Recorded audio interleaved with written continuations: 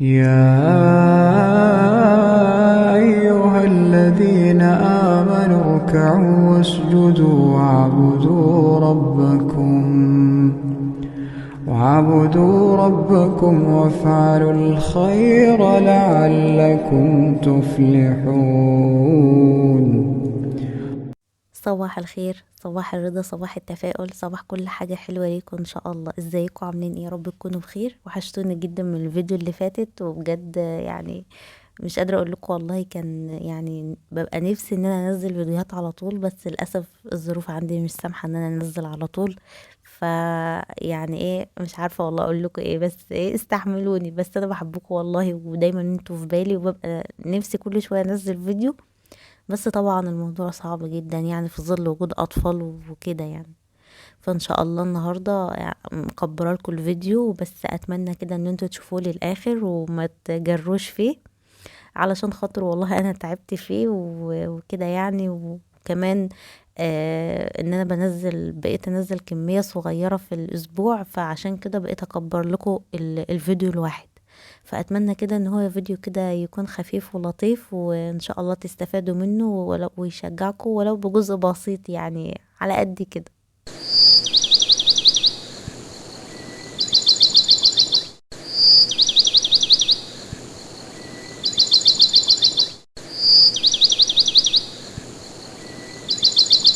اليوم ده كان يوم الاجازه، بشارك معاكم روتين الاجازه. يعني المفروض ان احنا عندنا يعني اجازه جمعه وسبت. فاليوم ده كان السبت. فالمفروض ان ولادي يعني بيبقى ينزلوا يلعبوا، باباهم يعني بياخدهم وينزلوا يلعبوا تحت وكده بالعجل. فكنت بجهز ليهم قبل ما ابدا في اي حاجه في البيت. بعد طبعا ما فطرتهم وكلنا فطرنا، قلت كده اجهز الهدوم بتاعتهم اللي هم هينزلوا بيها. طبعا كان انتوا عارفين اللي هي المكنه بتاعه الوبر دي يا بنات حلوه قوي قوي قوي، بجد مش بستغنى عنها خالص. في الشتاء خاصة بقى انتوا عارفين الترنجات بتاعة الشتاء اللي هي، والبناطيل الميلتون والحاجات دي، دايما بتعمل وبر كده في الغسيل. فبجد المكنة دي مذهلة يعني في الموضوع ده. البناطيل الميلتون بترجعها جديدة حرفيا بجد. فزي ما انتوا شايفين كده كنت شحنتها وبعد ما ولادي فطروا يعني وكده جهزت لهم هدومهم. حتى يا بنات لو هينزلوا يلعبوا، بس لازم ينزلوا يعني طبعا. الولاد الصغيرين دول بيبقوا مرايتك، يعني زوجك وولادك وكل حاجة بتبقى مرايتك انت في البيت. فحتى لو هم نزلوا هم مرايتك برضو، فطبعا لازم ينزلوا. حتى لو نازلين يلعبوا، ما تقوليش بقى هم نازلين يلعبوا فينزلوا اي كلام، هم كده كده هيبهدلوا نفسهم. لا خالص. لازم تنزليهم كده برضو. يعني ايه، المراية بتاعتك لازم دايما تكون بتنور.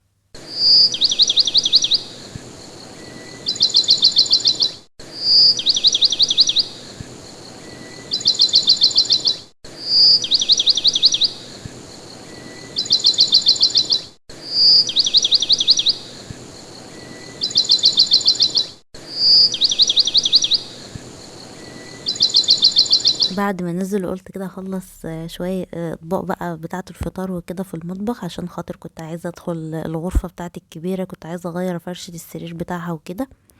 فطبعا انتوا عارفين يعني انا بحب اشغل كده يعني سورة البقرة. بحب اسمعها قوي وانا بشتغل، بجد يا بنات بتفرق في النفسية خالص خالص. وانتي بتشتغلي كده. من يوم ما السماعة بتاعة البلوتوث دي جبتها وكده، فبجد بجد يعني مش بستغنى عنها في الحوار ده. سواء الصبح بشغل القرآن رؤية شرعية، بشغل جنبي كده سورة البقرة، بجد يا بنات بتفرق. طبعا هقول لكم انا، طبعا انا بشغل حاجات تانية يعني، سواء ممكن موسيقى هادية، بس بصراحة الاكتر القرآن. خاصة ان انا كل شغلي بيبقى الصبح. ف... فالصبح طبعا لازم نشغل القرآن كده كبركة في البيت. بجد بيطرد اي حاجة وحشة، بيطرد منك النفسية. لو نفسيتك وحشة بيظبط نفسيتك، خاصة سورة البقرة. وانا قلت لكم قبل كده، الفترة اللي فاتت كانت نفسيتي مش متظبطة خالص، والقرآن فعلا هو اللي خرجني من اللي انا كنت فيه. فبجد يا بنات، حتى وانت بتشتغلي كده حاولي ان انت تشغلي جنبك حاجة زي كده، بتلاقي والله العظيم ما بتحسي بتعب. وبتحسي الوقت بتاعك كده مش عارفة، بتحسي كده بهدوء والوقت راح، يعني بيعدي بسرعة. مش بتحسي، عارفة انت كده لما تكوني بتشتغلي وتعبانة وتحسي ان انت زهقانة وتعبانة، اما بتشغلي القرآن جنبك كده وانت عمالة بتشتغلي، الدنيا عندك بتبقى تمام خالص، ونفسيتك كده بتبقى هادية ومرتاحة. طبعا انا كنت غيرت كده الفرشة وفرشت المفرش ده. المفرش ده يا بنات المفروض ان هو بيتفرش على الوش اللي هو المشجر، بس طبعا انتوا عارفين ان انا ضد المشجر خالص، مش بحب الحاجات اللي هي بيبقى فيها شغل كتير. فيعني ايه، بحاول اظبطه كده ان انا بقلبه على اللي هي الجهة السادة، وبخلي المخدات بتبقى هي المشجرة، فبيدي هدوء للعين. دايما يا بنات افرشوا الحاجة اللي تدي هدوء للعين. مش بحب حتى يعني انا المفرش القطيفة بتاع غرفة ولادي يعني، مش عارفة انا بصراحة مستخسراه، يعني هوديه فين؟ بس يعني كل الاطفال، يعني كل حاجة الاطفال بيبقى عليها لعب وكلام من ده. طبعا كان على ايام، أنا بتكلم على ايامي يعني. فبحاول بقدر الامكان ان انا هدي الموضوع من ان انا اكسر التشجير ده بحاجة سادة كده، بحيث ان هي تكون خفيفة في العين يعني.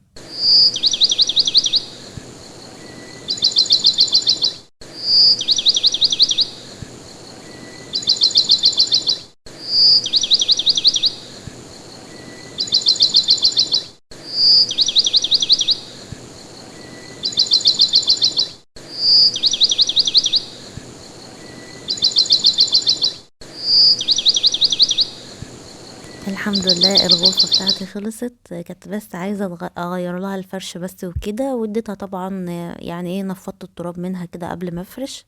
طبعا التفاصيل دي يا بنات انا مش بحب يعني ايه اجيبها في الفيديو، بحيث ان انتوا ما تملوش، لان الفيديو بيبقى كبير. لو جبت لكم كل تفصيلة عملتها في الأوضة بجد ان انتوا هتبقى عايزة فيديو لوحدها، يعني مش هعرف اشارك معاكم باقي الحاجات اللي انا عايزة اشاركها، او ان انا اشارككم يومي يعني باقي اليوم. انما الغرفة مثلا لو انا ناوية ان الفيديو كله يبقى في الغرفة هجيب لكم كل التفاصيل، بس انا عايزة اقول لكم او يعني اشارك معاكم اليوم كله بتاعي يعني. يعني هم مثلا نزلوا لعبوا، قلت انا بقى اعمل شوية شغل كده في البيت. طبعا بعد ما خلصت الغرفة كنت حاطة كده البطاطين الولاد يعني بتغطوبها وكده، كنت حطاها في بتتهوى يعني بره. بصوا يا بنات، على قد ما تقدروا البطاطين بالذات بعد ما هم يقوموا من النوم او انتوا تقوموا من النوم، يعني لازم لازم لازم تطلعيها بره في بلكونة، طلعيها في اي حتة فيها هوا. لو هتسيبها بس على السرير وتفتحي عليها الشبابيك كده تتهوى. البطاطين بالذات لازم، خاصة لو انت زي حالاتي كده بقى مش بتحب البطانية تبقى محطوطة على السرير. انا بحط البطاطين في الدولاب، ابدا ابدا ما بسيبش بطانية على السرير، خاصة في الغرفة بتاعت ولادي.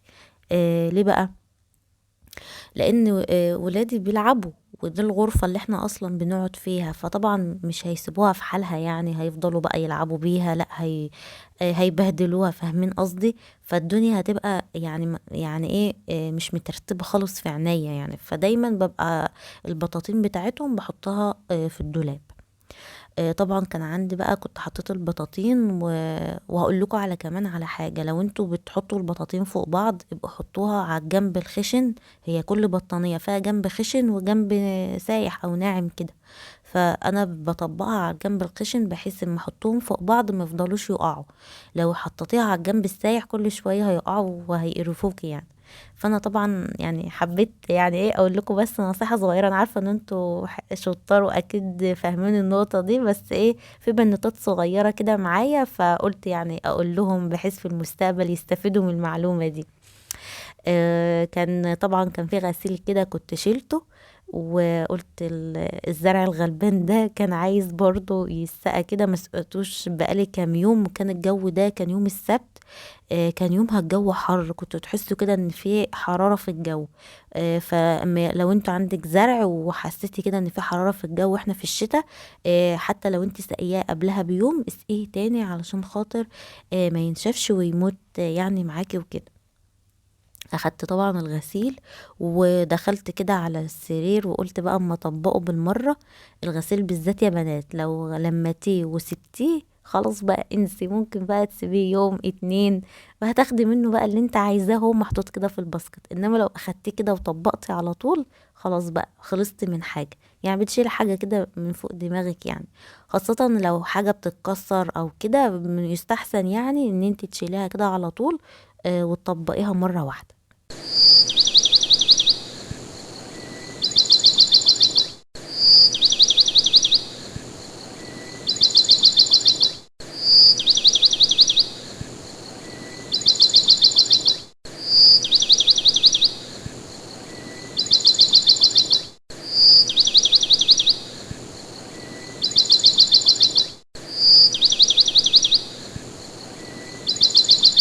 عايزه اقول لكم يا بنات انا بعمل ايه في الملايات بتاعه الصيف.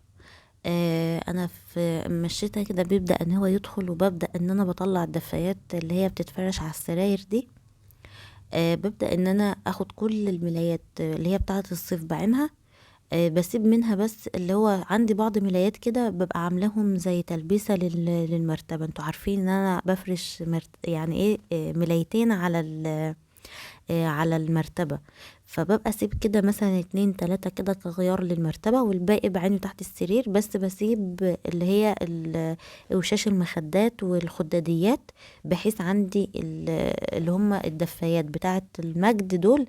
هم نوعيتهم يعني المجد كنت جايباهم في جهازي. انا عارفة محدش بقى يستخدمهم او ما بقوش اصلا موجودين، بس بصراحة انا محافظة عليهم وكمان بمكنة الوبر حلوين جدا، فحرام ان انا ارميهم او يعني بدم كويسين يعني بفرشهم لان حلوين غيار. وانا عندي منهم كتير، انا كنت جايبة منهم كتير. فببقى اعمل كده بظبط لهم كده اللي هو الوش بتاع المخدات والخداديات من ملي السراير اللي كانت عندي في الصيف بتاعة الصيف، والملايات نفسها بعينها تحت السرير. وبستخدم بقى الوش بتاعهم والخداديات يعني ايه مع الدفايات. بس بجد يعني ايه بيدوا منظر حلو، بيبقوا شكلهم شيك، وان شاء الله اشاركهم معاكم يعني بعد كده هتشوفوا اشكالهم حلوة. الفكرة او المغزى من كلامي يا بنات ان انتوا ما تستغنوش عن حاجة لمجرد ان هي ما عادتش موضة، مادام لسه كويسة ومعاكي وحلوة وشكلها نظيف يعني وشكلها كويس ومش متبهدلة، ما تتصرفيش فيها او ما ترميهاش عشان خاطر ان هي ما عادتش موضة يعني. يعني انا واحدة زي عندي كتير، ليه ان انا ارميهم او اتصرف فيهم؟ عايزة تجددي جيبي لك مثلا فوقهم اتنين او كمان اتنين في اتنين، جددي افرشي دول ودول يعني بحيث حتى ان انت ما تهلكيش الجداد قوي، فهماني؟ فبس كنت عايزة يعني اقول لكم في النقطة دي بس في خصوص الدفايات. دخلت بقى المطبخ، طبعا رجعت كل حاجة مكانها في الدولاب ودخلت المطبخ كده. كان عندي الخضرة دي بقالها كتير، بقالها حوالي 3 أسابيع، وشوفوا ما شاء الله. أنا كنت شاركت معاكم ازاي بحافظ على الخضرة في التلاجة. فقلت يعني ايه انقعها كده لأنه كنت هستخدم منها برضو، هعمل كفتة دلوقتي فمحتاجة منها. فقلت هنقعها كده وبعد كده يعني ايه هقطعها انشفها واقطعها عشان خاطر اللي عندي في الفريزر خلص، وانا لازم ببقى عاينه في الفريزر لان بعمل بيه الطعميه بعمل بيه المحشي. هو في الفريزر اضمن من بره اخرك مثلا 3 اسابيع شهر وهتبوظ، انما في الفريزر ممكن تقعد معاكي اكتر من كده. وهقولك خلال الفيديو ازاي ان انت تحافظي عليها خضرة، سواء ان انت هتعينيها في الفريزر ولا لا. طبعا كده بدأت جبت كنت عايزة اعمل غدا، كنت اليوم ده هعمل غدا خفيف كده. انا يا بنات انا عكس الناس خالص. يعني مثلا في الاجازات بعمل غدا خفيف، يعني مش بعمل اكل تقيل. يوم الجمعة والسبت، الجمعة ده دايما عندنا ممكن اجيب سمك من بره مشوي جاهز، او سمك يبقى عندي مثلا هقلي حاجة بسيطة من اللي بتخلص بسرعة. عارفين الاكلات اللي بتخلص بسرعة دي؟ ممكن اعمل بيتزا بالعيش، حاجات خفيفة كده تكاوي. ليه بقى؟ لان احنا بنفطر يوم الجمعة ده مثلا مرتين. مرة الصبح ببقى عاملة نوع مخبوزات وبناكل بيه شاي بلبن قبل الصلاة، وبنفطر بقى اللي هو طعمية وكلام من ده بعد الصلاة. فطبعا بعد الصلاة ده انت دخلتي في الساعة 1 والساعة 2 كمان، فطبعا اليوم بيبقى تقريبا خلص، فببقى اعمل حاجة خفيفة كده في الغدا يعني. ممكن مكرونة، ممكن بنجيب سمك، يعني حاجات خفيفة، مش محشي بقى وكلام من ده زي ما الناس بتعمل، لا خالص. باجي برضو يوم السبت بعمل حاجة خفيفة، برضو بنقي الأكلات الخفيفة بعملها في الأجازة. يعني أنا ممكن أعمل محشي مثلا يوم حد، يعني أنا يوم الحد اللي هو بعد السبت ده كنت عملت أكلة محشي. فانا عكس الناس خالص، يوم الاجازه بحب كده ايه، ما اقفش كتير ولا اعمل حاجات كتير. انا لولا بس الاسبوع ده ما كناش خرجنا، فتلاقوني اشتغلت في البيت وقعدت اعمل يعني حاجات. وكمان ما نزلتش مع اولاد انا، يعني المفروض ان انا ببقى انزل كمان معاهم، بس بصراحة كنت يعني ايه، ماليش مزاج كده انزل اتمشى ولا كلام من ده. ففضلت في البيت وقلت اعمل معاكم فيديو عشان خاطر انزله، عشان انتوا وحشتوني وكده. فكنت هعمل مكرونه سباكيتي، طبعا شفتوني انا بعملها كده يا بنات، مش بسلقها خالص. وبتطلع حلوه جدا، احلى من اللي هي بتكون مسلوقه. انا اي مكرونه على فكره سباكيتي اللي هي المكرونات التانية بقيت اعملها كده، ما بقيتش اسلق مكرونه يعني قد كده، غير المكرونه بس اللي هي الطواجن البشاميل او الكلام من ده بسلقها. تعالوا بقى، طبعا انتوا شفتوا طريقة المكرونة كلنا عارفينها، بس التكة الوحيدة ان انت بتحطي المكرونة بعد ما الصلصة بتغلي وبتحطي لها شوية مية يغلوا، بس على كده، وبتحطي المكرونة وبتخلي المية بس يدوب ان هي مغطية المكرونة، وبتوطي عليها وزي الرز بالظبط كأنك بتطبخي رز. تعالوا بقى هنا في الكفتة. الكفتة دي يا بنات كفتة حاتي. انا طبعا ببقى عامله كده ايه، قطع صغيره كده من اللحمه المفرومه، يعني بستهلكها كده في يوم زي ده، عايزه كده حاجه بسيطه جنب مكرونه.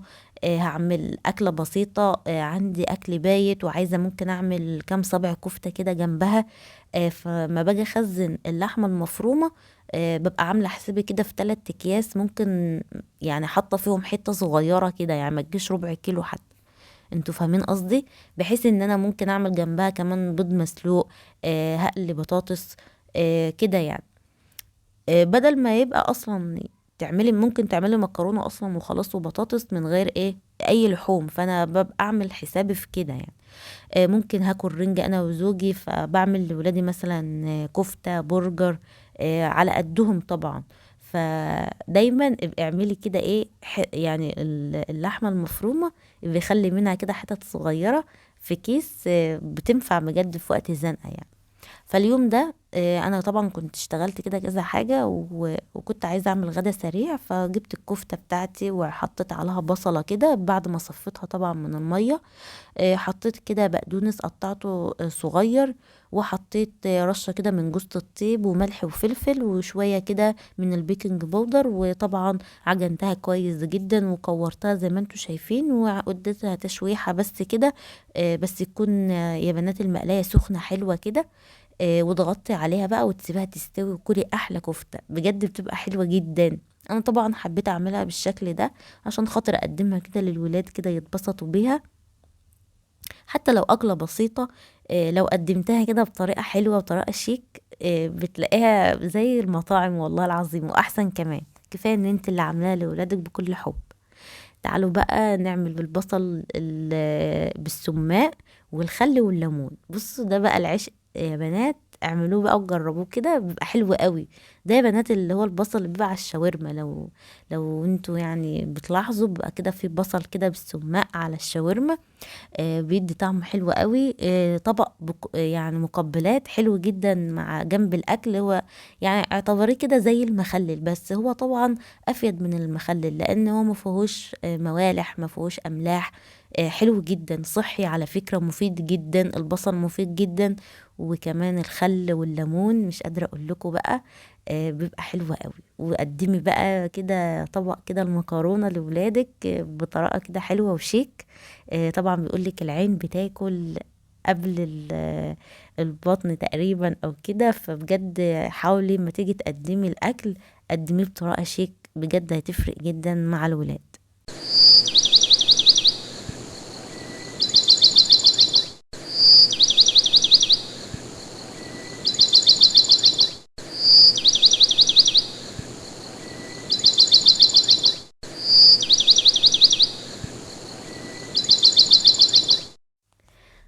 طبعا كنا اتغدينا بقى الحمد لله، قلت اشارك معاكم بقى بعد الغدا. غسلت كده، قلت اخلص المواعين. كان اليوم ده كان الماتش بتاع المغرب طبعا. تهانينا لكل اهل المغرب طبعا بالفوز ده. ان شاء الله الماتش الجاي يكسبوا كمان. فطولنا جدا بقى، كنا بنتغدى ويعني بنبقى فاتحين الماتش على اللاب وكده على النت، لان ماتش المغرب مش بيجي على التلفزيون. ف... فطولت بقى، فاهمين انتوا عارفين بقى، خلاص قعدت. طول ما انت بتشتغلي بقى عندك طاقة وكده، وتبقي عايزة تقومي تخلصي. فما بتقعدي بقى بتبقي عايزة تريحي. بس انا بصراحة فيها طبع يا بنات، انا مش بعرف خالص اسيب المطبخ بعد الغدا. لازم اشطبه.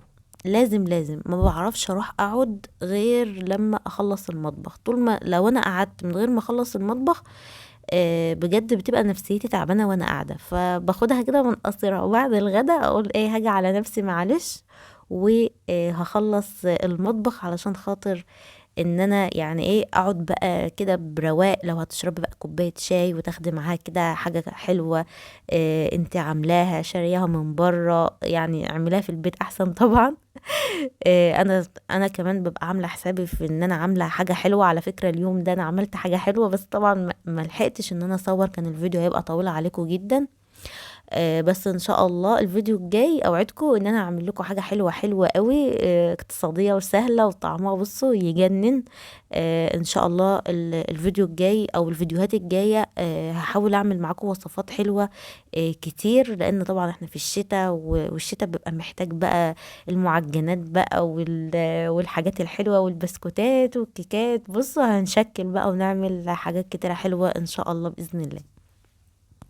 غسلت كده الاطباق بتاعه الغدا وظبطت الدنيا كده، وقلت بقى ايه اما اغسل بقى اللي هو الخضار بتاعي ده غسله حلوه، علشان خاطر ان هو يكمل ان هو ينشف. بصوا يا بنات، اهم حاجه لو انت عايزه تخزني خضار ان انت تنشفيه كويس قوي بعد ما تغسليه. لازم ينشف كويس جدا.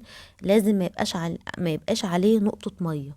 بس لازم قبل ما تقطعيه لازم يكون ناشف خالص، يعني انت متأكدة 100% ان هو يبقى ناشف. وبعد كده تخزنيه بقى، تقطعيه وتخزنيه يفضل معاك اخضر وزي الفل وكأنه فريش. بتحطيه في الحاجات، في المحشي وفي كل حاجة براحتك خالص، وبيبقى جميل وزي الفل. جربوا كده الطريقة دي. انا شوفوا حطيته كمان، يعني انا نشفته عملته بصفية الخضار، ورحت كمان حطيته على الفوطة علشان خاطر ينشف قوي، عشان يفضل اخضر معاكي كده وهو في الفريزر. اللي بيشتكوا ان هو بيغمق منهم في الفريزر، ده بسبب ان انتوا بتقطعوه هو مبلول وبتحطوه هو لسه فيه مية. طبعا كده كنت عايزة بقى اشارك معاكم اللي هو الماسك بتاع البن ده يا بنات، القهوة. عايزة اقول لكم ده سحر بقى. انا يعني الحمد لله مواظبة عليه وعامل معاه نتيجة حلوة قوي، خاصة في الشتاء. حتى لو مش هتعملي الماسك ده كل يوم، بس على الأقل لازم تعملي الكريم على طول. ده كان فيديو النهاردة يا بنات، أتمنى يكون عجبكم.